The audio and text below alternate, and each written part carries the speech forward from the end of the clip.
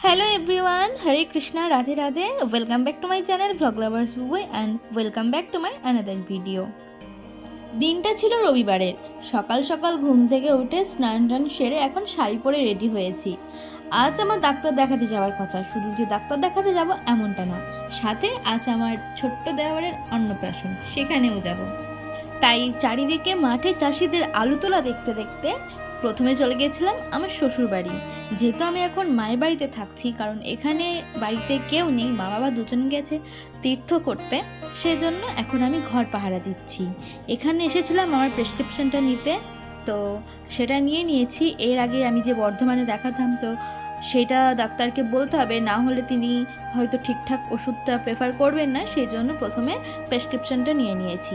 তারপর এলাম ডাক্তারখানায়, এসে দেখি যে কত পেশেন্ট, এত পেশেন্ট দেখে আমি তো বরকে একটা কথাই বলেছি যে তোমার বউ একা পাগল নয়, পৃথিবীতে 8 থেকে 80 সমস্ত রকমেরই পাগল এখানে আছে। তো আমি এখানে এসেছিলাম সাইকিয়াট্রিস্ট দেখাতে, ডক্টর সন্দীপ কুমার হাসরাকে। এখানে এসে দেখি যে 8 থেকে 80 সকল রকমের মানুষ তাকে দেখাচ্ছে। তো প্রথমে আমাদের দেখানোর কথা ছিল সাঁইথিয়াতে, তো রেডি হতে হতে লেট হওয়ায় আমরা কোটাসুরে দেখাই।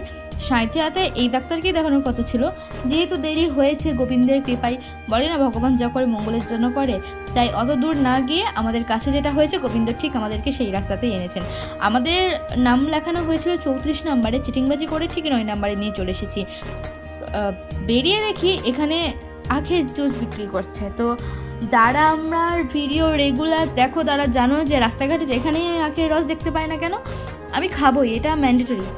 তো সেই জন্য আমি ডাক্তারখানা থেকে বেরিয়ে যখন দেখলাম যে আখের রস বিক্রি করছে, সেটা কেমন করে ছেড়ে দিই। তো কাকুটাকে বললাম যে আখের রস আমাদের দুজনকে দিতে, তো সঙ্গে সঙ্গে তিনি মেশিন ঘোরানো স্টার্ট করে দিলেন। এই কাকুটা প্রথম, মানে এই এক সপ্তাহ হলো তিনি আখের রস বিক্রি করছেন। তো আমাদের কিছু একটা কারণে আখের রস প্রয়োজন, তো সেই জন্য আমি ওনার নাম্বারটাও নিয়ে আসি। কী কারণে সেটা পরে কোনো দিন করলে, মানে নাম্বারটা নিয়ে এসেছি, করবো এমনটা গ্যারান্টি নয়, যদি কোনো সময় করি তোমাদের সাথে সেটাও শেয়ার করব। এখানে আখের রস বের করা কমপ্লিট হয়ে গেলে কাকু আমাদের হাতে 2টো গ্লাস ধরিয়ে দেন এবং আমরা চিয়ার্স বলে আমরা দুজনে সেটাকে খেয়ে নিই। আর বিশ্বাস করো, অন্যান্য সমস্ত ফ্রুট জুসের থেকে আমার এই আখের জুসটা এত ভালো লাগে না যে কি বলবো। আমাকে যদি রোজ এই আখের রস করে কেউ দেয় না, আমি সারাক্ষণ খেয়ে যেতে পারবো, এতটা এনার্জি আছে আমার মধ্যে। আর বরটাকে দেখছো পুরো হিরো। বাদ দাও, কেউ নজর দিও না, কাজল দিয়ে নি তো কপালে। তো যাই হোক, বাদ দাও। এখান থেকে আমি যাব আমার ছোট্ট দেওরের অন্নপ্রাশনে। এবার বলি আমার দেওরের অন্নপ্রাশন কি করে হচ্ছে সম্পর্কে। দেওর মানে যেরকম কপাল দেখছো, আমার দেওরের অন্নপ্রাশন দেখতে পাচ্ছি, মানে বরের ভাই।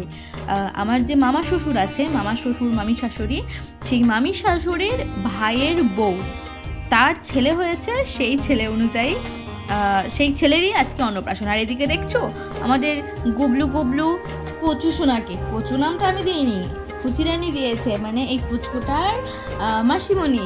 আমরা তো সব সোনাই বলে রাখি, সোনা, যে যা পারে সে সেরকম বলে। যে ফোন নিয়ে ব্যস্ত আছে পাশে, ওকেও আমি সোনাই বলেই রাখি। মানে আমার কাছে সমস্ত বাচ্চারা পুচকু সোনাই এইসবই।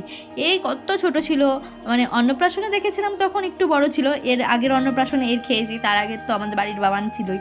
তো দেখো এখন কত তাড়াতাড়ি বড় হয়ে গিয়েছে। এর নাম হচ্ছে ধ্রুবজ্যোতি, সম্পর্কে আমার ভাগ্নে, আমি হচ্ছি মামিমা। তো এইখানে মামাইয়ের সঙ্গে কি খেলা, মানে এই হচ্ছে একমাত্র মামাই যে সমস্ত সাইজের মানুষদের সঙ্গে ফিট হয়ে যায়, মানে একদম 0 বয়স থেকে একদম 100-র উপরের বয়স অবধি যে সমস্ত মানুষগুলো আছে সবার সাথে এই মামাই ফিট হয়ে যায়। তাই এখন এটা পড়েছে 7 মাসের বাচ্চার সঙ্গে, এর সঙ্গেও ফিট হয়ে গিয়েছে। এখানে তো কত দস্যি মারামারি হলো, বমি করা হলো, দুধ মানে উগলানো হলো, সমস্ত কিছু হলো, তারপরেও সে মামাইয়ের কাছেই আছে।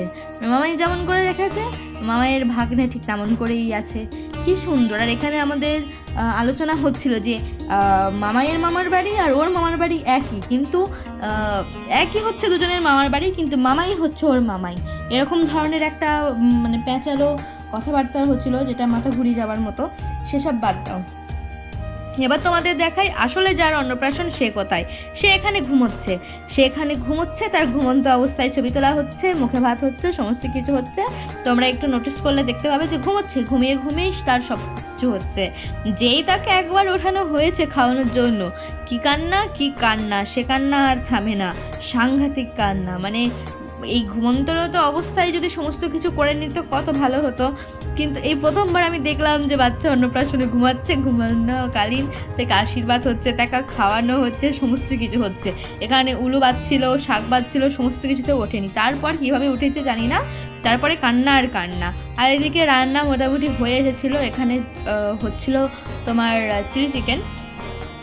তো এটা হয়ে গেলেই মোটামুটি খাবার দাবার কমপ্লিট। তারপর আমরা খেতে বসে গেছিলাম।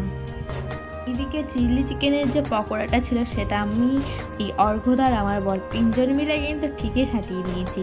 মানে সবাই অন্যান্য দিকে ব্যস্ত, মুখে ভাতের ওদিকে, আর আমরা কিন্তু এদিকে খেতে ব্যস্ত ছিলাম। তো এই সমস্ত বাদ দিয়ে আমরা খেতে বসে গেছিলাম। তো এবার বলি মেনু কী ছিল।